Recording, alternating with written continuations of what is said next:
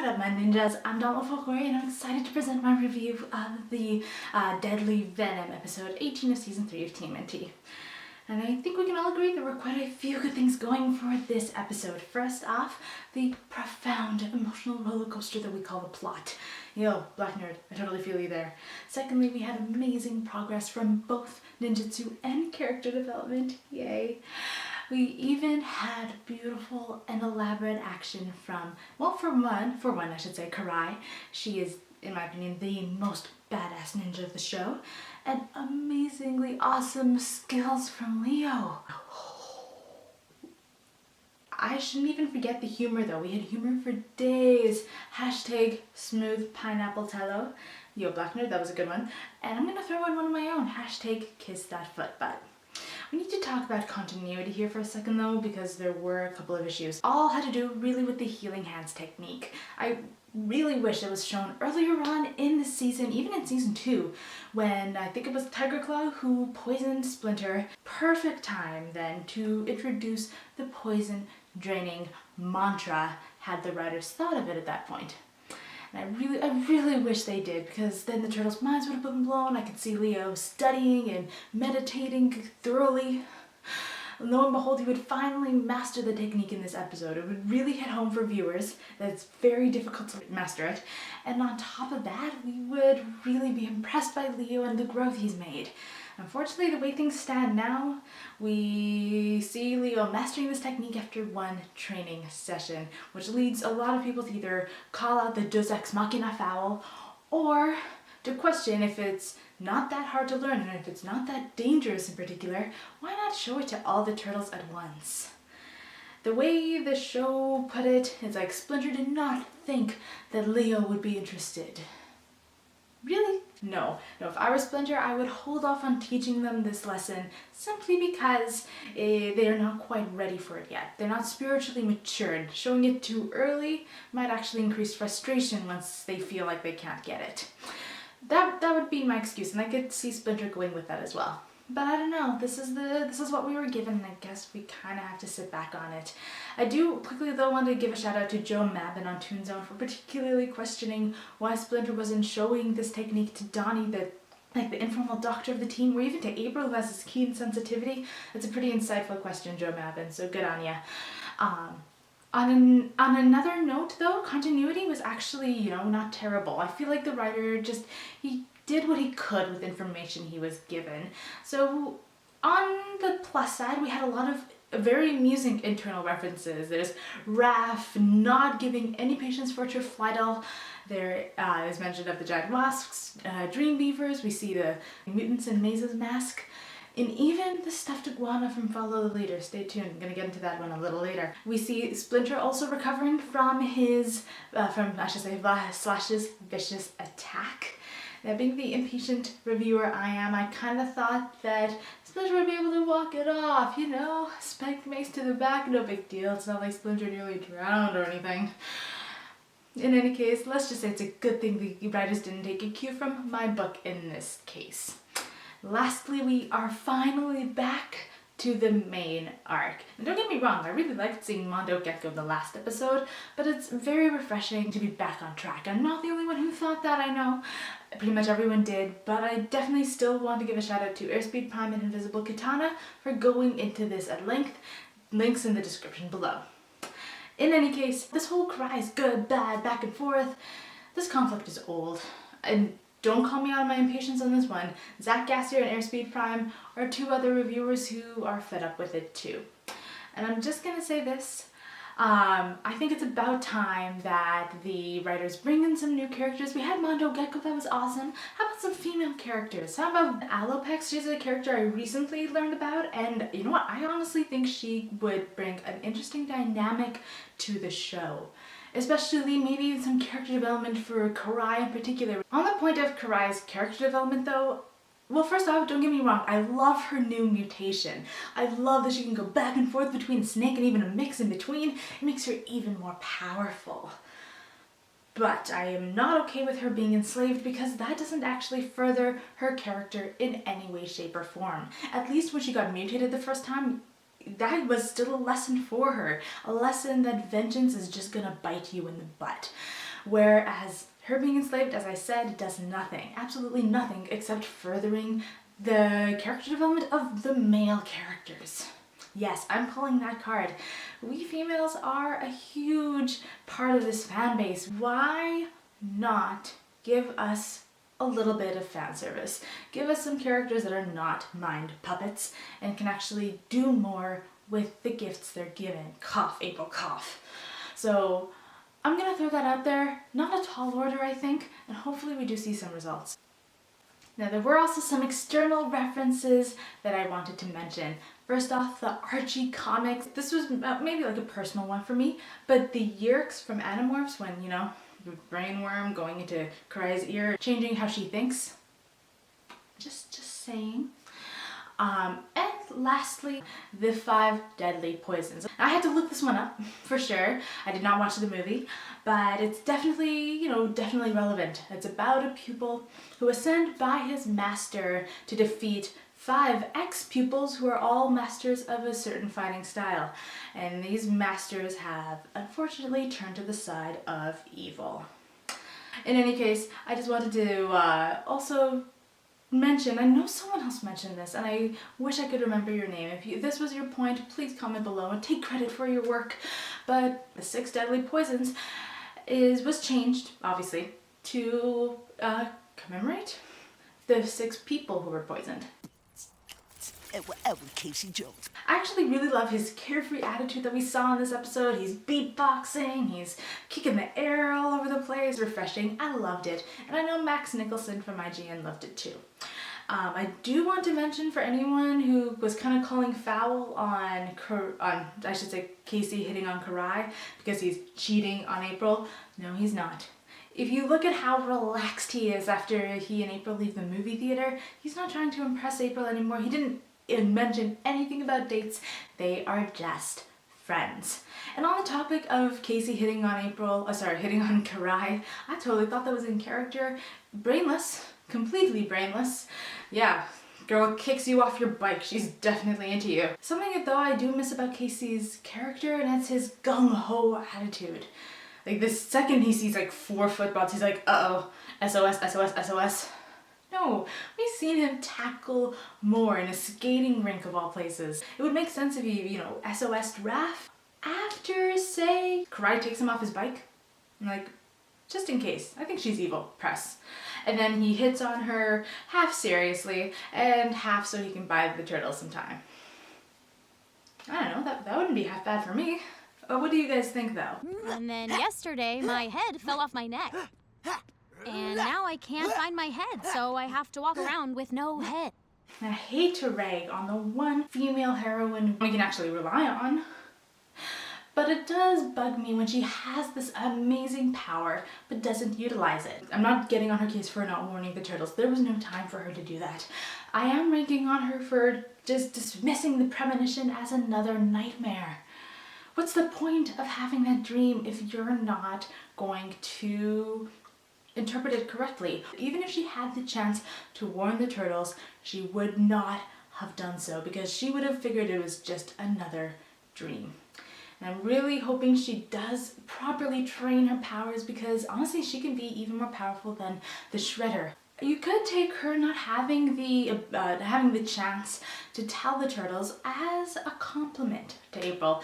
You could spin it to say that she's so formidable that Karai had to take her out. Otherwise, April would have warned the turtles, and the turtles would have had a plan, and they would have been at least somewhat ready for Karai. Karai could not afford that. I like to think of Karai, even if she's a mind puppet, as a master strategist. So of course she took April out first. I just want to also mention though, April seems to go back and forth between wanting to have a normal life and wanting to be a serious kunoichi. I don't think she can really have both. If she is going to be serious kunoichi, she is going to get messy with aliens, it's going to be rough, and she can't really live a normal life. But if she has a normal life, she can't really be a kunoichi either. It's a tough call, and I hope she finds that balance that she's looking for. It's going to be very, very tricky to obtain and even harder to maintain. So good luck to April, I suppose, and I actually really do look forward to seeing her grow and train more in the episodes to come. I actually wouldn't even mind an April-centered episode. We had one for Casey, and I really think it's about time we have one for April too. There is no other problem. April is the only thing you two should be worrying about. I just need to talk about Kirby here for a quick second because you have to admit, he was definitely an important character, an imposing force. I wanted to slap him. He's been through a lot. I kind of missed the bravado he had way back in the first season in episode 9, was it? I haven't quite seen it again since, but as I said, he's been through a lot. I don't blame him. But I was hoping that after everything they all have been through, that Kirby would count the turtles as kind of his honorary family too. But that did not happen. There's no such thing, I guess, in his book, because when Rapp and Mikey are on the verge of death, he tells Leo and Donnie to forget them, that they are not a problem because April is all that matters. I wanted to slap him then, and I wanted to slap him every single time he got on Donnie's case about, not having extensive equipment in the sewers. Really? Really? The good thing is that once that stress wore off and April was okay in the end, he actually thanked Splinter, and I would have liked to see him apologize to Donnie and Leo on top of that. I really hope he works on that. I don't know if that's a thing if that's even a priority for the season or for the show, but I don't think it's fair. It was in any way fair of him to rag on the turtles like that when they were honestly doing everything they could. Then stop holding back and attack. If the sole purpose was to heal himself, he could have asked Rapp to spar with him. So Rapp never holds back. You just have to look at the beginning of season 3 to see how he was trying to get Leo into shape. But instead, Splinter chose Leo over Rapp. Not because Leo is better than Rapp, but because Leo actually, he wanted to test Leo's nobility. I'll get into why a little later because that delves into Leo's character more than it does Splinter's, but it actually does open our eyes to see how he knows his sons to a T. He's awesome. You can see more of his fatherly side when he pushes past all his inhibitions to help April. Now he's pulled all the stops for his sons, but to see him extend that same courtesy to April really shows how he's embraced her as an honorary daughter. And on top of that, when it comes to being a father, as I said later on in the episode, he's there for Leo despite, or maybe because of everything that happened, all the feels and all the love. Which actually makes, this whole Karai Miwa situation even more heartbreaking, because when you even take a look at Splinter's line, perhaps we can save her again, it's so evident that his hope is too strong to be put out, but weak enough to waver. This is all for his daughter too. I can't handle it, guys. I really can't, because Splinter has been through enough. Karai and Miwa, they've been through enough. I wish they could just be reunited for longer than one episode. Maybe you're right. Maybe tonight was a win. The opening fight between Leo and Splinter, in my opinion, was one of the most profound moments of the entire series. For one, it actually foreshadowed what was to come, but it showcased Leo's defining aspects, in particular his noble nature. We've seen a new side to it this time around, where he wants to alleviate his family's pain, but it comes at the price of what they need. Best example right there in the fight, when Splinter, we know he's trying to recover and sparring is definitely the best way to do it, but Leo holds back. Does that help Splinter? No, it hinders his progress, and this is what I was referring to when I said that Splinter was trying to test Leo's nobility. And Leo learned that he has, as much as he wants to help his family, he has to put what they need above what he wants for them. And at the end of the day, he ended up having to put his brother's welfare on top of Karai's autonomy. His care for his family and his focus in particular are excellent motivators for him. Even during the first episode of this season, when he fights the creep, despite having just woken up from a coma, all amazing from him. Yet he really pushed past his inhibitions to help Karai. On top of being poisoned, being the last turtle standing, it's all so epic. And it really came to a head when, and I'm gonna shout out to Invisiblekatana on this one as well, but he even took the healing hands to a new level with his ninjutsu. When we were first shown the healing hands, it was meant to heal, never to cripple anybody. Yet Leo was such an epic ninja and makes such an epic win by crippling Karai with the healing hands technique. I'm not sure how that worked, and when I try to think of the technicalities of it, I just end up getting more confused. So I'm not gonna go into that. Leo is amazingly awesome. Well, on the one hand, his strategic skills left, little room for growth, seeing as he used the sewers like the turtles always do. And on top of that, he tried to reason with Karai, and that didn't even work on mutants who remembered the brainworm. So I'm not quite sure what he was thinking there. I guess on the one hand, if he tried to anger Karai, she might not forgive him, and that would definitely endanger their relationship. But still, Leo, he could work on that. But that's my only qualm with him. He's even so noble. I already said that. He's so humble. He's so humble. Even after the amazing accomplishment of getting all of his turtles out of there, and Casey, not to mention actually mastering this epic technique. At the beginning of season 2, he would have been like, we're just that good. But I guess, he's moved on. He's grown from that. And he's actually reflecting on what he could do better. A little too much. Definitely a little too much, because he was actually beating himself up about it. But that was why his family stepped in and helped comfort him. He's definitely really grown throughout the season. And it was really showcased in this episode by comparing him to Splinter so that we could see the similarities the two of them have. There was the opening training session where, they both have something to accomplish. There was the joint chanting as Leo masters the healing hands, and Splinter gets that last step he needs to save April.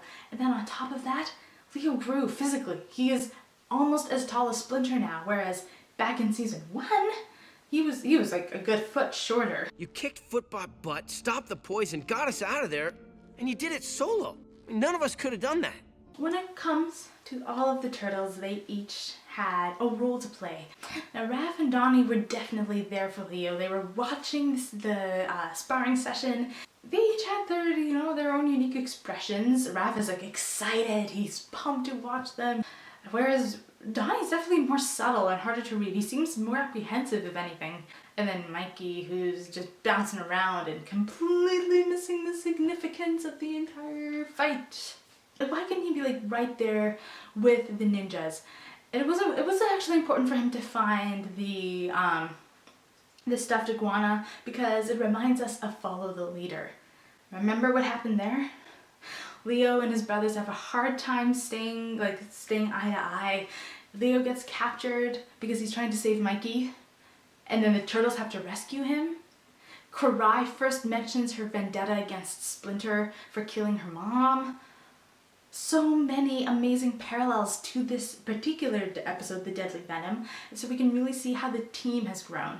So, like, even if Mikey is right there with them, but he's like, I need my stuffed iguana, I can't handle watching this without my stuffed iguana, that's one thing. But for him to actually distract his brothers when they understand what's going on, shame, writers, shame. Raphael, Michelangelo, and Casey Jones will all expire. I did not appreciate that the show completely glossed over her becoming human again. And on top of that, I'm just gonna point out that she was a special mutant. Like, what had to happen to turn her back into a human? And what made her so special in the first place? She was mutated just like everyone else. But to top that off, so many times throughout the show, he's like, I don't have the equipment for this, I don't have the resources for that. And then lo and behold, he magically comes up with a serum that works perfectly on the first time they try it on Karai.